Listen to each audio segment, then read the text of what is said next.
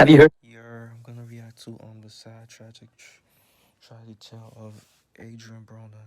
of the tragic tale of Adrien Broner? Adrien Broner was once a young, talented boxer in the 2010s who looked like he was going to be the next Mayweather. But because of his ego, all of that talent was gone to waste. Today, Adrien He was nice with his shit too, bro. Broner is more so known for his losses rather than his wins. Of course, you have his infamous loss against Marcos Maidana.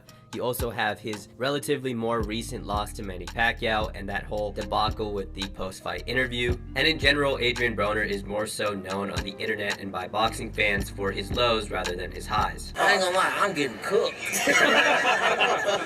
Today, we're going to be talking about Adrien Broner, a tragic tale of ego and wasted talent. A character arc and story so tragic, I swear this comes out of a screenplay. But before we get into all of the infamous moments of Adrien Broner's career and the moments you probably know him for today, we have to talk about the beginning, when he was a promising young star. Now obviously the comparison between Adrien Broner and Floyd Mayweather sounds ridiculous today. Back in the day, the comparisons were hard to deny. He had the volume, speed, and most importantly, the accuracy similar to Pretty Boy Floyd, and he used slick defense and sometimes They both cocky though.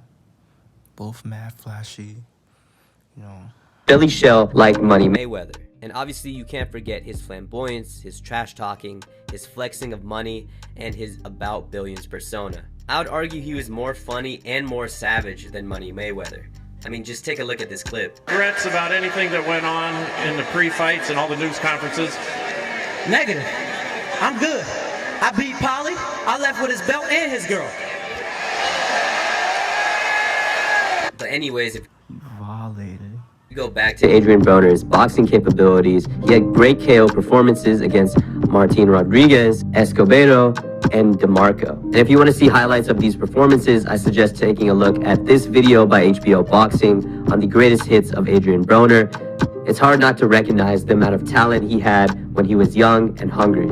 And even though this performance didn't end in a KO, he had a great performance against Paulie Malignaggi for the WBA welterweight belt and became a legitimate welterweight champion. But obviously, all of this would change on December 14th, 2013, when he would have his most infamous fight against Marcos Maidana. Before coming into this fight, he was coming off his win against Paulie Malignaggi for that welterweight belt, like I said before, and he was also undefeated. He was coming in as a huge favorite against Marcos Maidana, some having it 3-1 and some having it as high as a 5-1 favorite for Adrien Broner. And though Maidana was a big underdog, he was no pushover himself. He was a tough pressure fighter who had knocked out Victor Ortiz in a wild, vicious fight. He gave Amir Khan a really tough fight despite a loss, and he went toe-to-toe with Eric Morales. However, despite all of this, Adrien Broner was a big favorite coming into this fight, and everybody expected the young promising star to take another step and beat Marcos Maidana. But as you may know, this did not happen. In the start of the fight, in typical Maidana fashion, he would put the pressure on Broner. And even though Adrien Broner was immediately put on the back foot, he still remained calm, confident, and even cocky in the first round when he started humping Maidana. Maidana had a great game plan and kept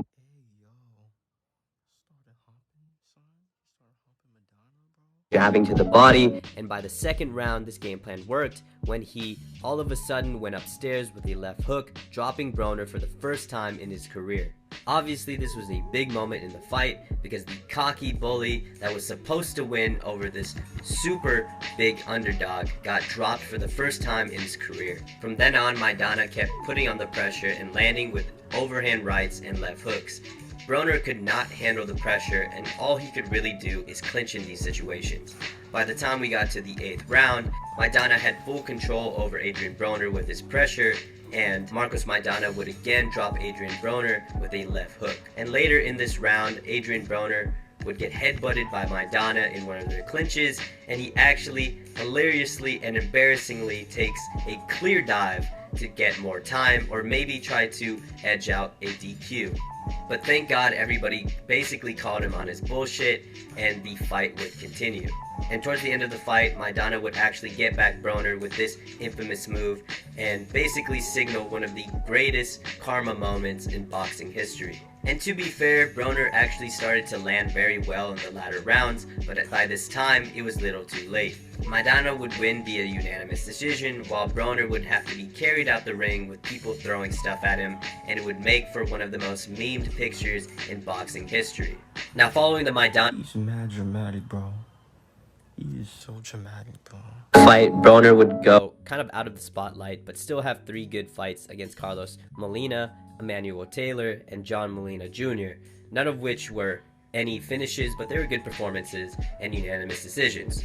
But then Adrien Broner would run into a young up-and-coming Sean Porter, who just kept putting the pressure on Broner and eventually beat him through unanimous decision. Following this fight, Broner would have a couple good wins until he faced Mikey Garcia, who completely dominated him from start to finish. This fight just really cemented that Adrien Broner really can't deal with high pressure and volume punching, and it just looked like he wasn't punching back. Directly after this fight, he was set to face Jesse Vargas, and by this time, his fighting career and his skills were definitely on the decline, but at this press conference, this really signaled Adrien Broner's decline in character as well. During one of the press conferences, Adrien Broner would, out of nowhere, start calling out the CEO of Mayweather Promotions, who was at the time the promoter of Adrien Broner, and called him a bunch of names I probably can't even say, but basically he was saying that the Mayweather Promotions was not out to represent him, and they weren't out for his best interests, and basically everybody was against him. This reminded me of the one scene in Scarface in the restaurant where Tony Montana just starts going off and calling himself the bad guy. But I think this was a little more sad just because this was happening in real life, and it was really awkward to see somebody at a press conference start calling out his own team and own promotions, and I think this is something that you kind of talk about behind closed doors. But anyways, he'd go on to draw his fight with Jesse Vargas in a fight that was actually kind of a banger. Both guys were able to land a lot and land very cleanly, and I think if Broner was able to turn up his pace earlier in the fight, he could have won this. But unfortunately for Adrien Broner, this performance would kind of be overshadowed when he would fight Manny Pacquiao in his very next fight. Despite Adrien Broner only being 29 years old and Manny Pacquiao being way past his prime at 40 Yeah, but he's young. years old, Manny Pacquiao looked like the fresher and faster fighter. Damn, a 40-year-old beating this 29-year-old man up, bro. Going into that fight, and basically throughout the whole Pacquiao's not even in his prime no more, bro. Broner is way in his prime, like. fight, he dominated him with volume punching, good pressure, and speed. Broner, on the other hand, kind of looked gun-shy the whole fight and never really had confidence to let his hands go. Manny Pacquiao dominated the whole fight, but more specifically in the 7th round, he was able to land a very good flurry, and in the 9th round, Manny Pacquiao lands with a left hand and rocks Adrien Broner, causing him to stumble to the ropes.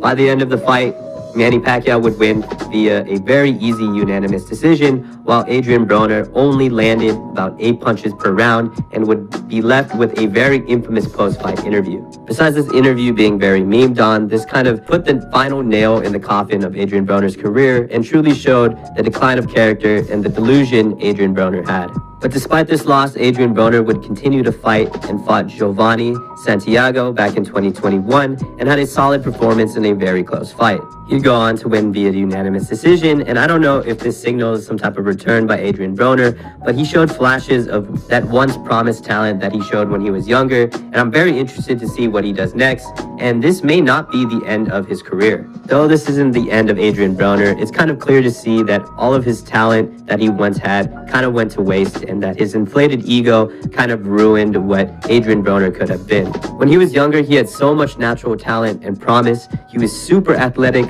quick, and accurate, and he also had the flamboyance and persona to draw in millions of people for his press conferences. He was also under the tutelage of Mayweather early in his career, and he could have been the successor. But unlike Mayweather, he never really had the drive and motivation like Floyd did, and he had other antics like rapping going on, and he wasn't 100% focused in boxing. You know, behind the glitz, the glamour, the money, and all of the flexing that Mayweather does, He has the work ethic, drive, and motivation behind all of it. He was an absolute workaholic during his Money Mayweather days, and he still kind of is in his exhibitions. Broner, on the other hand, solely relied on his talent alone, and when that didn't work, his inflated ego couldn't blame himself for his shortcomings and instead blamed everybody else around him. Even though Adrien Broner's story isn't technically over, and I'm still kind of rooting for him to turn his career around and his life around in general, he's boxing's stark example of the phrase, when talent doesn't work hard, hard work beats talent. Anyways, what do you guys think? Will Adrien Broner turn around his career and finally fulfill his potential?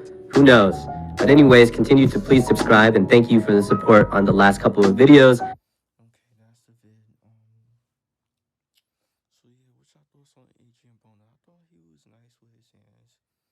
Thought he was nice. You know, he kind of messed up a little bit. Nigga, messed up. Like, you know, like taking L's and mad L's, like. But yeah, I mean, do y'all know when is his next fight? When is his next fight? Let me know down in the comment section. Or does he even have a fight? Does he even box no more? I don't know. I haven't really checked on him, really. So yeah, make sure you like, comment, subscribe. Y'all know the vibes. Whoever you're just checking out, you are.